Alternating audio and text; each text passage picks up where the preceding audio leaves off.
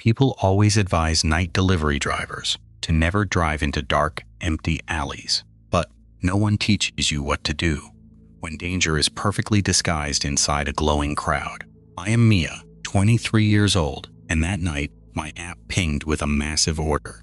10 large pizzas and late-night catering trays, heading to a private event center in the suburbs.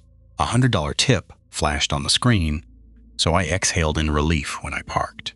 The lot held neat luxury cars and 3 black chartered buses with tightly pulled curtains. Bright golden light spilled from the windows, while beautiful classical music drifted softly outside.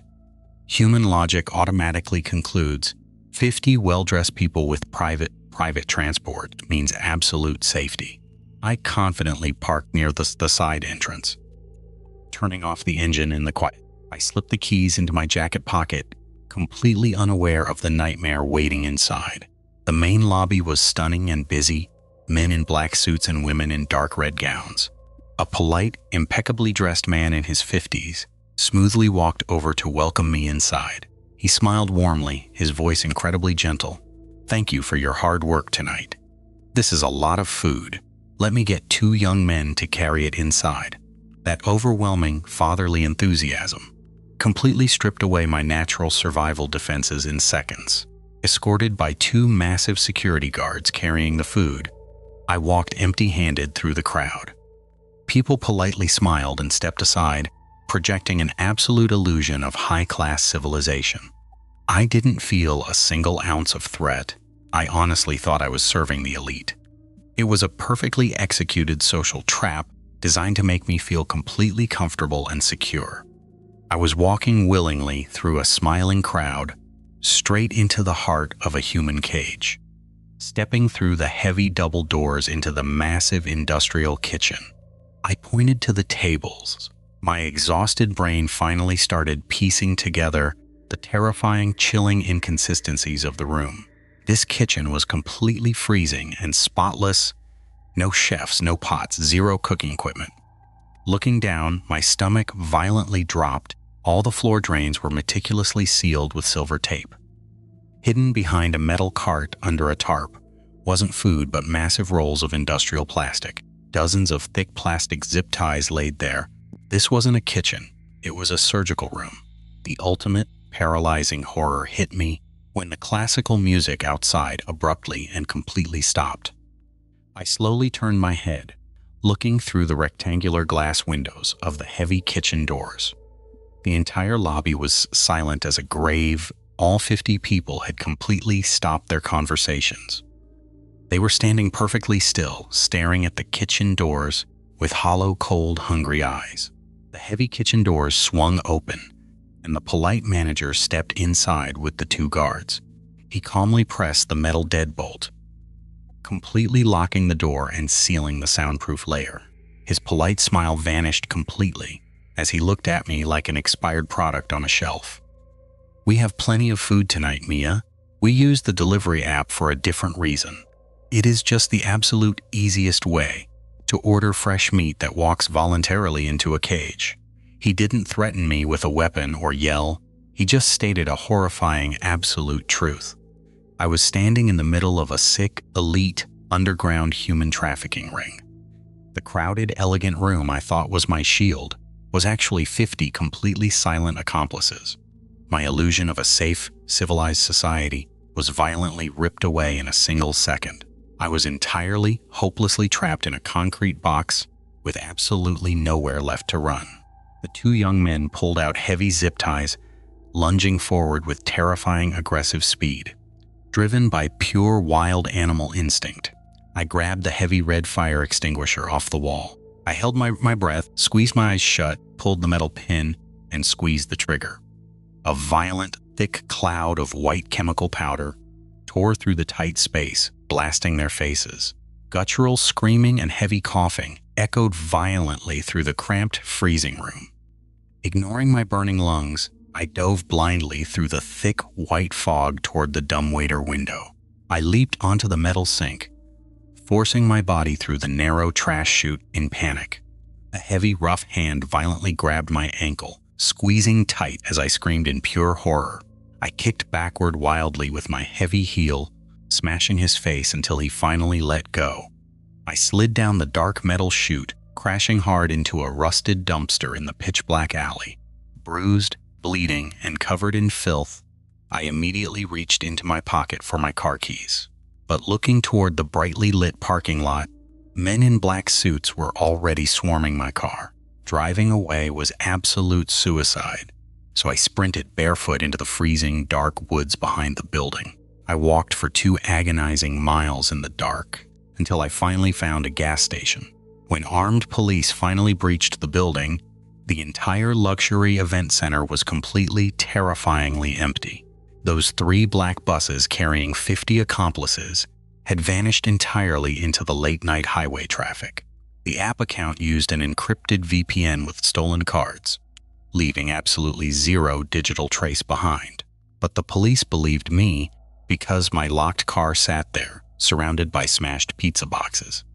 I survived the night, but my faith in humanity was completely and permanently destroyed forever. Now, whenever I step into a brightly lit luxury room, I wonder if their polite smiles are traps. They always say, the absolute #1 survival rule of night delivery is incredibly simple. Never accept random food orders into dead-end cul-de-sacs at 2 in the morning. I really, truly should have listened to that basic, life-saving piece of advice. When my headlights hit the yard of the last house on the silent street, I saw knee-high grass, a completely dead porch light, and a fallen wooden sign. My gut instinct screamed that something was deeply and terribly wrong with this place, but my eyes were blurred from sheer exhaustion after 12 hours behind the wheel. My drained brain only calculated one thing: this delivery pays for my week's gas. Suddenly, a direct message popped up. Wait 2 minutes. $20 cash tip. My deadly blind spot was that $20 bill, completely crushing my natural survival instincts. I didn't even bother turning off the engine or locking my car doors behind me. I walked straight up to the pitch-black, silent wooden porch like an open tomb. Standing completely frozen on the rotting wood, I stared down at my glowing phone. I mentally counted down the long seconds, waiting for the generously polite customer. Suddenly, the dry, heavy crunching of dead grass echoed faintly from behind me. The sound came from right near where I had parked my running white vehicle. My survival instinct spiked sharply, urging me to turn around and look into the dark. But my exhausted mind rationalized it with a dangerously stupid, polite social thought. The customer is probably walking around from the back alley to hand me the tip. I didn't want to look like a panicked, rude driver in the dead of night. I stood perfectly still, knocking a second time, entirely exposing my back to the darkness. Waiting far too long in the dead silence, deep frustration began to replace my patience. I pressed my face against the small, dusty glass pane on the heavy front door. The inside was completely empty, covered in thick dust without a single piece of furniture. My mind was suddenly hit by a terrifying realization that paralyzed my breathing. That fallen wooden sign in the overgrown yard, its shape was a bank foreclosure notice. This was a completely abandoned house, and absolutely no one lived here at all. My stomach violently dropped as my phone screen automatically locked, turning pitch black. In the faint, dark reflection of the cold glass screen, I finally saw him. A massive, motionless man standing on the bottom step, directly behind my spine. My throat instantly tightened with dry ash. He was never inside the abandoned house. He had methodically ambushed me from the heavy darkness near my own parked vehicle. My only logical escape route back to safety was completely and physically blocked. He slowly stepped up one wooden stair, heavy and deliberate in the cold dark. Under the dim street lamp, I saw his right hand tightly gripping a rusted hunting knife. He wasn't a muddy drifter. He wore a neat dark hoodie, projecting a cold, calculating aura. He didn't scream or violently threaten me like a typical movie villain would do. He just tilted his head, eyes wide open, staring with a dead, empty, clinical focus. He whispered in a robotic, flat tone, like a deeply broken cassette tape. Hand delivery, cash tip, hand delivery, smelling faintly of sharp chemical copper and cold metal.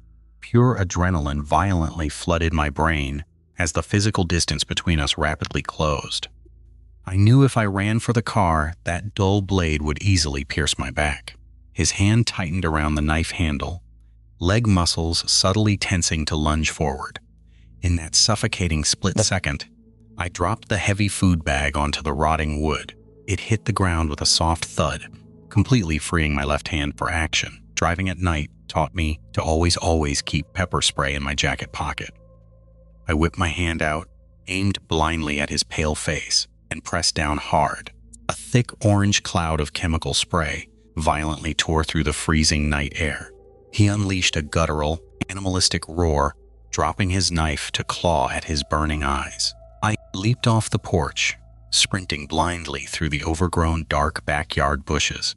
I kept aggressively running and screaming until a distant neighbor's porch light finally flicked on. The local police arrived minutes later, but the empty house was entirely silent once again. The massive stalker had completely vanished, like a ghost into the quiet suburban darkness. But the true, lingering horror that destroyed my mind wasn't his rusted hunting knife. I found my parked car with a slashed front tire and the door completely wide open. My glove box was violently ripped apart, completely emptied of all its personal contents. My vehicle registration, showing my real, exact home address, was completely and utterly missing.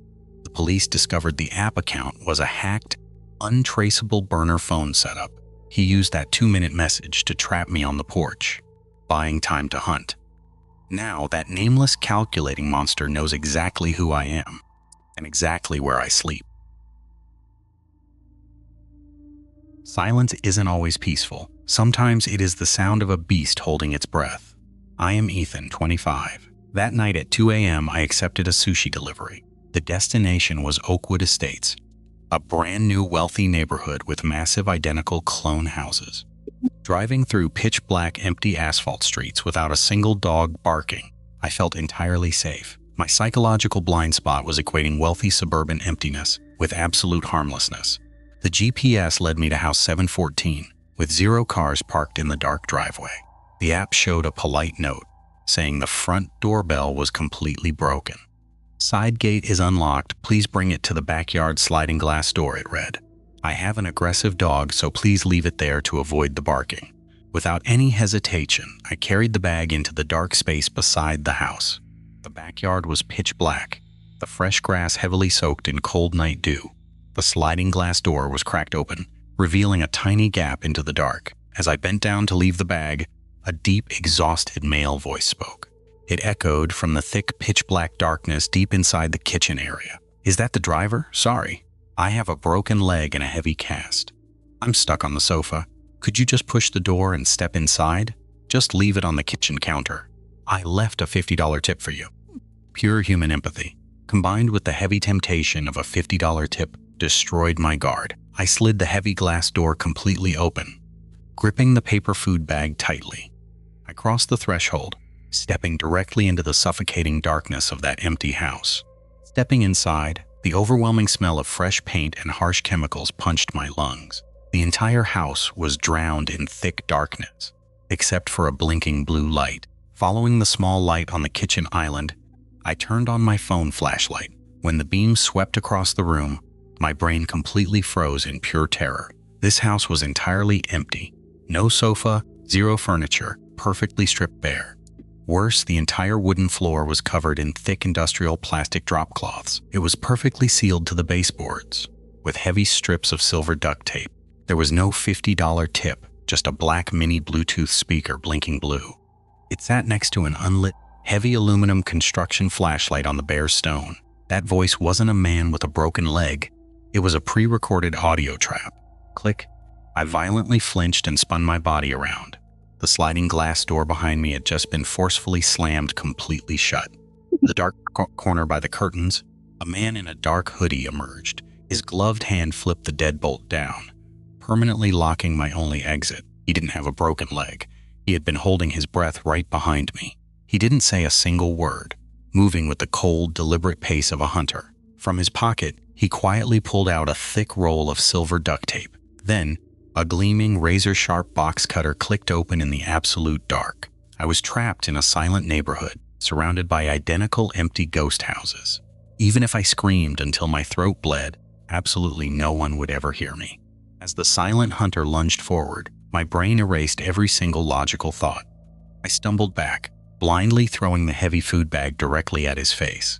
My boots slipped hard on the glossy industrial plastic, crashing onto my back. He lunged, grabbing my jacket collar tightly while aiming the razor straight down. My vision tunneled completely, a deafening high-pitched ring echoing in my ears. Operating on pure animal instinct, I violently twisted my shoulder and slipped out. I left him holding nothing but the empty shell of my delivery jacket. Scrambling up, I blindly grabbed the heavy aluminum construction flashlight off the counter. Screaming, I threw my entire body weight and the heavy metal into the glass. Ignoring the deep cuts, I dove through the shattered hole into the wet night grass. I ran blindly through dozens of identical lawns, dialing 911 with heavily bleeding hands. When police flooded the area with spotlights, the hoodie guy had completely vanished. He left zero digital footprint, using a burner phone and prepaid untraceable gift cards. He knew the neighborhood only had one exit, so he didn't use a car.